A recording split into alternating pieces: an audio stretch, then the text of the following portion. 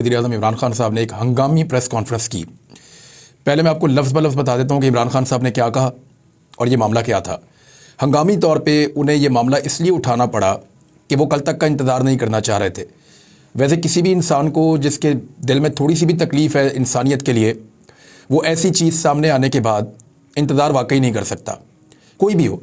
तो इमरान खान साहब जो हैं वो उन्होंने फ़ौरी तौर पे हंगामी प्रेस कॉन्फ्रेंस बुलाई और सारी तफसीलात जो हैं वो कौम के सामने रखी हैं, इदारों के सामने भी रखी हैं।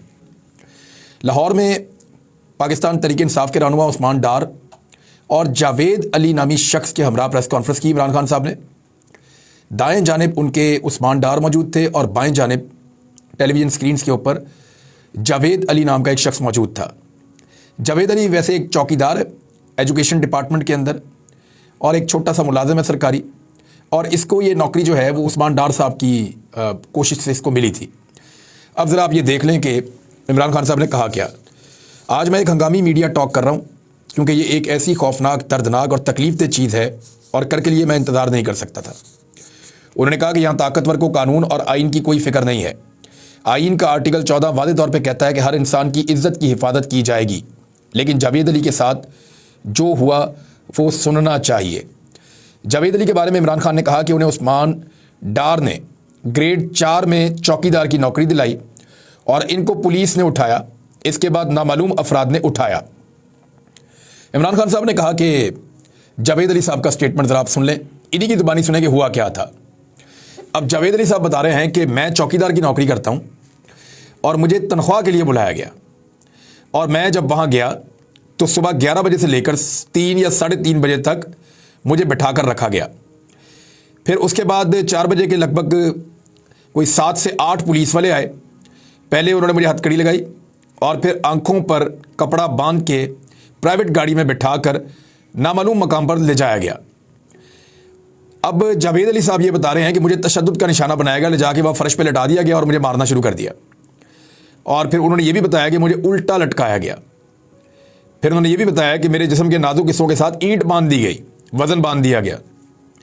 यानी इस आदमी के ऊपर लगातार टॉर्चर किया गया, बहुत ही बदतरीन किस्म का, और उसको बरहना किया गया, उसके कपड़े उतारे गए। फिर उसको कपड़े उतार कर बैठा दिया गया और उसको कहा गया कि एक तेरे से हमें बयान हल्फी चाहिए, यानी तू दफ़ा 164 के तहत एक बयान दे दो, 164 का, और वो बयान दे दो उस्मान डार के खिलाफ कि तुम रिश्वत इकट्ठी करके या पैसे इकट्ठे करके उस्मान डार को दिया करते थे।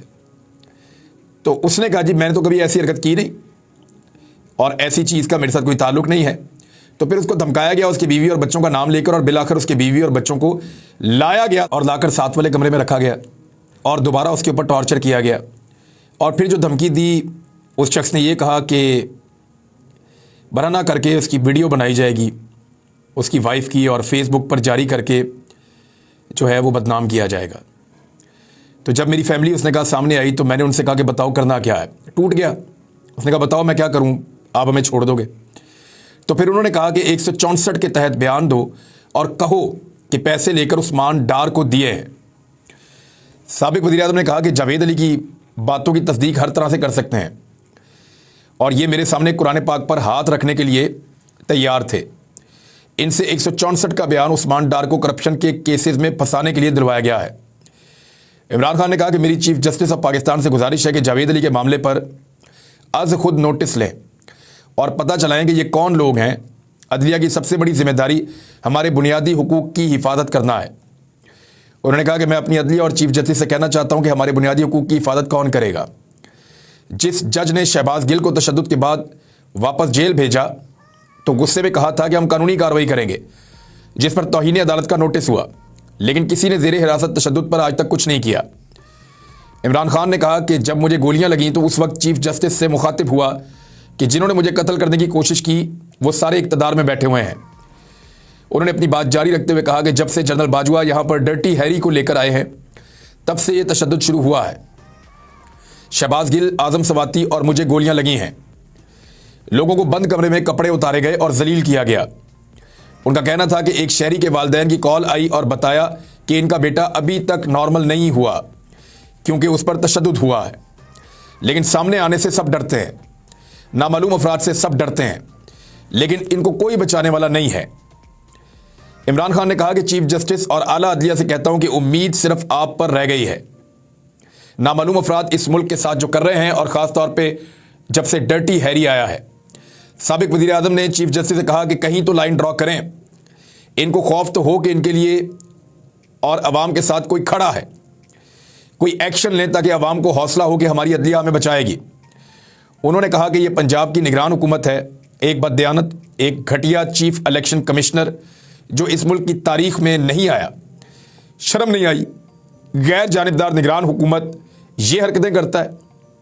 ये गैर जानिबदार निगरान के नीचे सब कुछ हो रहा है। अब ज़रा इसको आप देख लें कि इसमें है क्या। नॉर्मली उठाया जाता है लोगों को, उन पे केसेस बनाए जाते हैं। 24 केस मैंने भुगते हैं, 2 दर्जन। अरशद शरीफ भाई ने 1.5 दर्जन केसेस भुगते हैं, उनके ऊपर 18 मुकदमात बनाए गए। वो पाकिस्तान में रहते तो हो सकता है उनके ऊपर 4 दर्जन मुकदमे हो जाते। साबिर शाकिर भाई के ऊपर मुकदमात बनाए गए, और बहुत सारे सहाफ़ी हैं, सभी इब्राहिम साहब हैं, दीगर हैं, सब पे मुकदमात बने हैं। गद्दारियों के, बगावतों के मुकदमे बने हैं।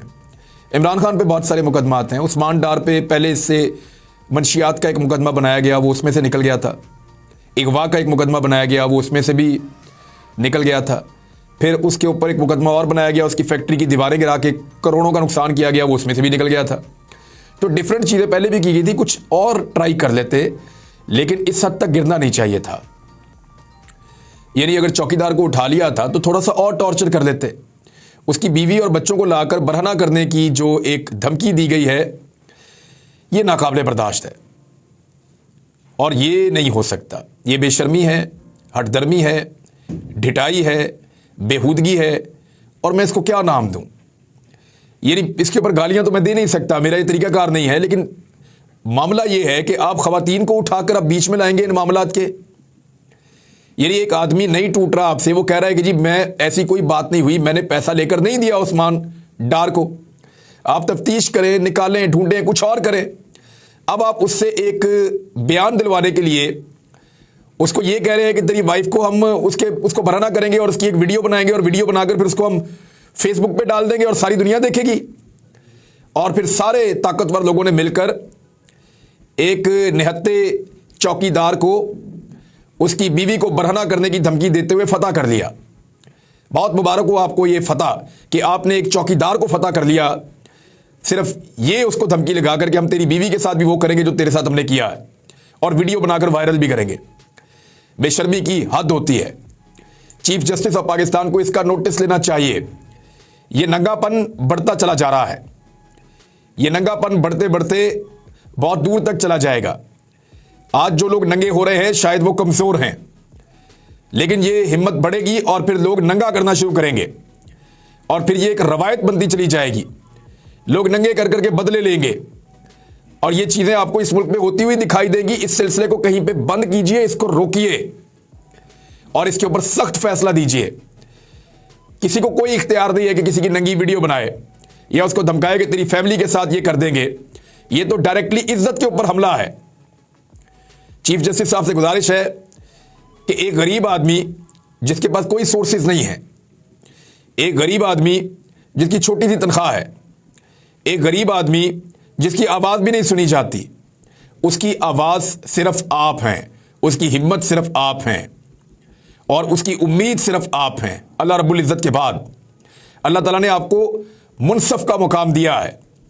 आज एक गरीब चौकीदार को नंगा करके यह कहा गया कि तेरी बीवी के साथ भी ऐसा ही करेंगे, और वो खुद ये बात बता रहा है। नाकाबिले बर्दाश्त हरकत हुई है उसके साथ, और उसके बावजूद वो आकर बैठकर बता रहा है कि ये जुल्म मेरे साथ हो गया है। और वो इसलिए नहीं बता रहा, उसको पता है इस मुल्क में इंसाफ नहीं होना, वो इसलिए बता रहा है कि यार इसको रोको, कहीं तो रोको इसको, ये जुल्म रोके। इस रात के बाद कोई सुबह तो आनी चाहिए ना। लगातार कपड़े उतारते जा रहे हैं, कितना शौक है लोगों को नंगा करने का, और अब तो ये खवातीन तक पहुंच गए हैं, खवातीन तक पहुंच गए हैं। औरत मार्च वाले किधर हैं? इंसानी हकूक़ की तंजीमें किधर हैं?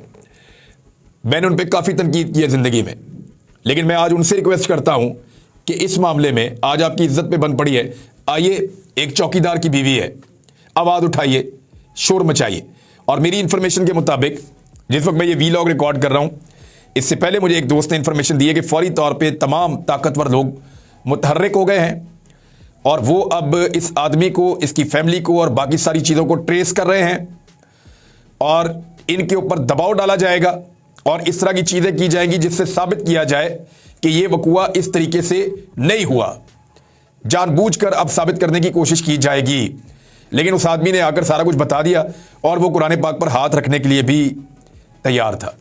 बहुत बदकिस्मती है पाकिस्तान की कि इस मुल्क के अंदर अभी तक, यानी दौरे जहालत का, ये कोई बहुत ही जहालत का दौर हो, कोई बहुत जंगल का कानून हो, तो वहाँ भी ऐसा नहीं होता जैसा यहाँ पे किया जा रहा है। यानी अब औरतों को बीच में ले आए हैं तो मेरे ख्याल में सरेंडर कर देना चाहिए, हार मान लेनी चाहिए। ख्वाजा आसिफ साहब को यह बात समझनी चाहिए कि उस्मान डार को नुकसान पहुंचा के फायदा तो ख्वाजा आसिफ को देना था।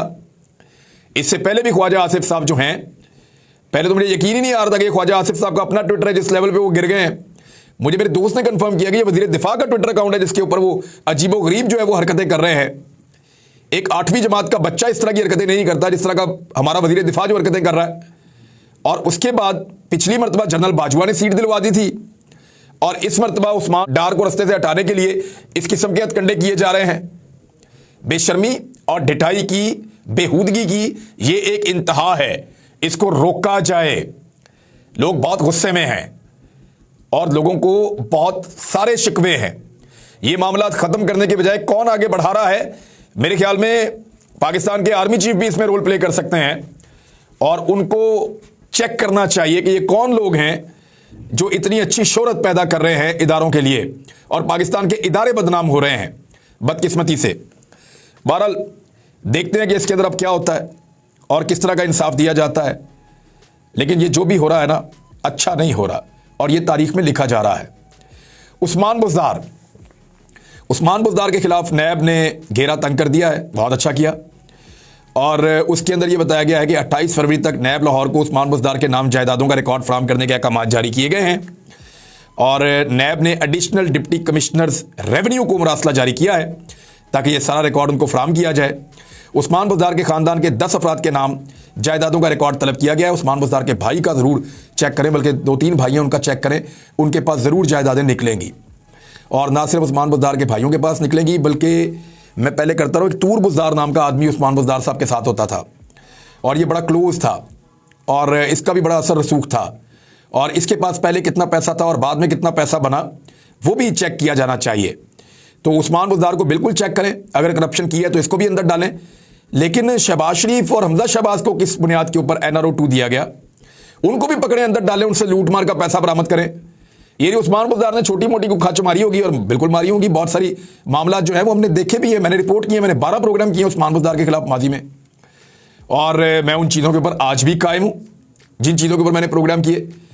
लेकिन ये जो 16 अरब की करप्शन माफ़ की गई है फौरी तौर पर, जिसमें सलमान शहबाज, हमजा शहबाज और शहबाज शरीफ, और रातों रात जो है वो लोग फौत होना शुरू हो गए हार्ट अटैक से, गवाह मुनहरिफ होना शुरू हो गए और चीज़ें गायब होना शुरू हो गई और एकदम निकल गए इसमें से। ये NRO 2 का नतीजा था। इसके ऊपर भी जो है वो तवज्जो दी जानी चाहिए। आखिर में मैं आपको चीज़